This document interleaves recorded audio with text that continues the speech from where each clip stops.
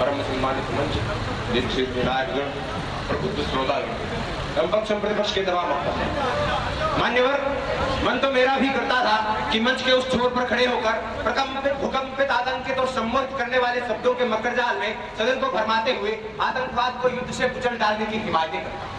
लेकिन मान्यवर, जब मेरी भविष्य दृष्टा कल्पना शक्ति ने उस युद्ध में कटे फटे हाथ पैर वाले जिंदा जवानों के मरे हुए चेहरे देखे, दूर कहीं मरुस्थल में रेत के टीलों से ऊपर तक जाते निर्दोष जवानों की लाशों के ढेर देखे, परमाणु अस्त्र शस्त्रों का बेखौफ प्रयोग देखा, शताब्दियों तक लूली लंगड़ी पैदा होती आदम की औलादें देखी, खून में रंगी तारकोल की काली सड़कें, सफेद लहू लुहान बर्फीली चोटियां, कब्रिस्तान में बदलते गांव और शहर देखे, और उसके बाद भी आत्मघाती बमों से भोली भाली जनता को उड़ाकर फिर से अपनी उपस्थिति का एहसास कराता आतंकवाद का साया दिखा, तो आतंकवादी आक्रमणों से पहले से मेरी आत्मा ने और अधिक हिंसा का समर्थन करने से इनकार कर दिया। अध्यक्ष महोदय, आतंकवाद का समाधान युद्ध से नहीं, अपितु कूटनीति, राजनीति और उपयुक्त सुरक्षा नीतियों के प्रयोग से संभव है। Research and development corporation of America के सेफ जी जोन्स और मार्टिन सी लिपिकी द्वारा एक सर्वेक्षण किया गया। हाउ टेररिस्ट ग्रुप्स एंड नामक इस सर्वेक्षण में 1968 से लेकर 2006 के बीच पूर्णतया समाप्त हो चुके 268 आतंकवादी संगठनों को ध्यान में रखा गया। इन 268 आतंकवादी संगठनों में से 83% आतंकवादी संगठन महज राजनीति, कूटनीति और उपयुक्त सुरक्षा नीतियों के प्रयोग से समाप्त हुए। 10% आतंकवादी संगठन अपने उद्देश्यों की प्राप्ति में सफल रहे, वही युद्ध महज 7% आतंकवादी संगठनों का निदान कर पाया। हमारे पास ऐसे अनेकों उदाहरण है जहां युद्ध के बजाय समझौतों से उपाय हुआ।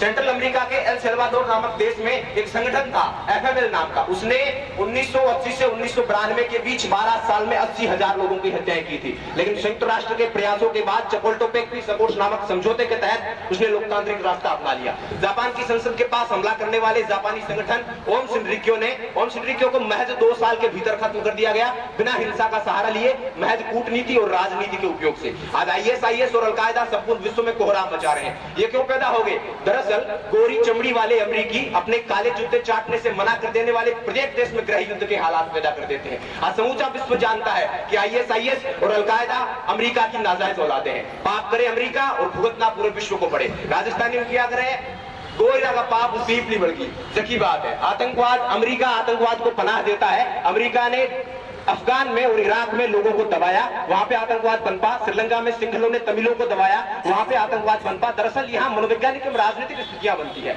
मनोवैज्ञानिक रूप से आदमी हिंसा के लिए तब तैयार होता है जब उसके मन में धार्मिक कट्टर भाव होते हैं और शोषण और अन्याय होता है।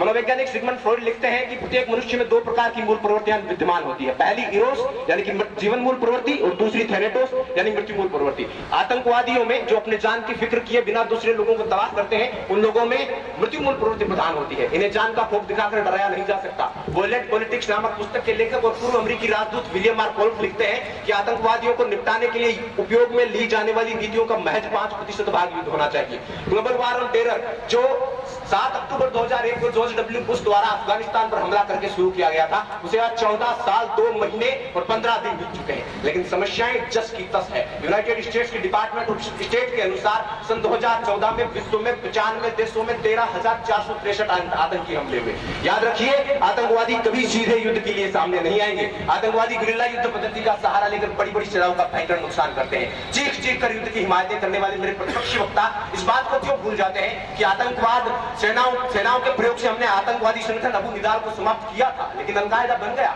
अलकायदा को मिटाने की कोशिश की, तालिबान हाजिर था, तालिबान से नहीं निपट पाए, तब तक बोको हरम बन चुका था, IS बन चुका था, अल शबाब उछल रहा था। प्रतिपक्षी मित्रों, युद्ध कोई स्थायी समाधान नहीं है। आतंकवाद एक स्प्रिंग की भांति है, जिसे जितने वेग से दबाओगे उसी वेग के साथ में वापस उछलेगी। भारत में आतंकवाद को देखें तो महज पाकिस्तानी आतंकवादी नहीं, हमारे आतंकवादी स्वयं माओवादी विश्व में सबसे ज्यादा आतंकवादी हमले करने वाले संगठनों पे 5वें स्थान पर आते हैं। नक्सलवादियों को लोकतांत्रिक रास्ता अपनाने के लिए तैयार करना होगा। हमें टेररिज्म फंडिंग को भी रोकना होगा। आतंकवाद को पोषित करने वाले, हथियार देने वाले राष्ट्रों पर रोक लगानी होगी। अरुंधति रॉय ने एक जगह लिखा है कि एक दौर था जब युद्ध लड़ने के लिए हथियार बनाए जाते थे, और आज का दौर है जब हथियार बेचने के लिए युद्ध रचाए जाते हैं, टेररिज्म फंडिंग को रोका जाए, धार्मिक आतंकवाद को धर्म ही रोके। यथा अल-दौलतुल इस्लामिया बिन इराक को शाम का मुखिया अबू बकर अल-बगदादी जब दूसरे धर्म के प्रत्येक व्यक्ति को खत्म कर देने का फतवा जारी कर दे तो सच्चे मुसलमान को कुरान के सही अर्थ का प्रचार करते हुए उसे बता देना चाहिए कि कुरान में, इस्लाम में इस कट्टरता के लिए कोई जगह नहीं है। कुरान के सूरा अल-मैदा 5वें अध्याय की 32वीं आयत कहती है कि जिसने किसी इंसान को किसी इंसान का कत्ल किए बगैर और पृथ्वी पर फसाद बर्पा किए बगैर नाहक बेगुनाह कत्ल किया,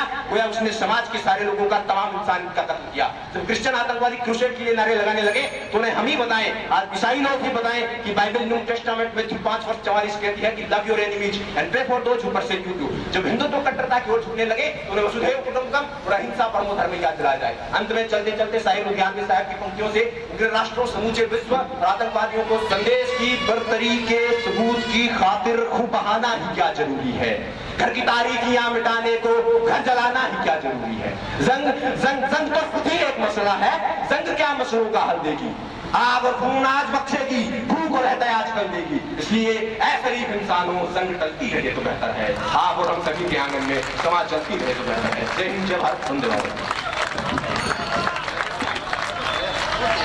बहुत बहुत धन्यवाद।